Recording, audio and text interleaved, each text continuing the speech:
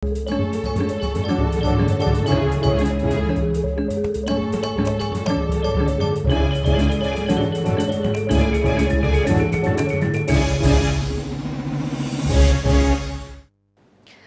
nyani harga beras sani kantun memargi kantos mangkin ngawinang krama mawah ngangge beras medium. Beras stabilisasi pasokan harga pasar utawi SPHP taler akeh keruruh krama. Pedagang mausang adolan beras saking bulog puniki nincap.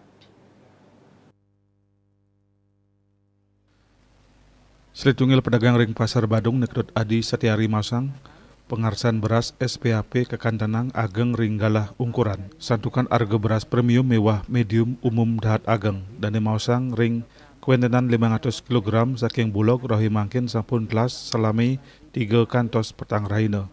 Selanturnya nih sedurung harganya nih mahal stok mingguan saking bulog sidotlah wantah aminggu. Harganya nih taler mabinayan pisan. SPHP kemasan 5 kg keadol antuk seketpat nanggu Rp500 esa. Laris ring beras medium mewah premium sampun ngeranjing ring langkungan pitung daso tali esa.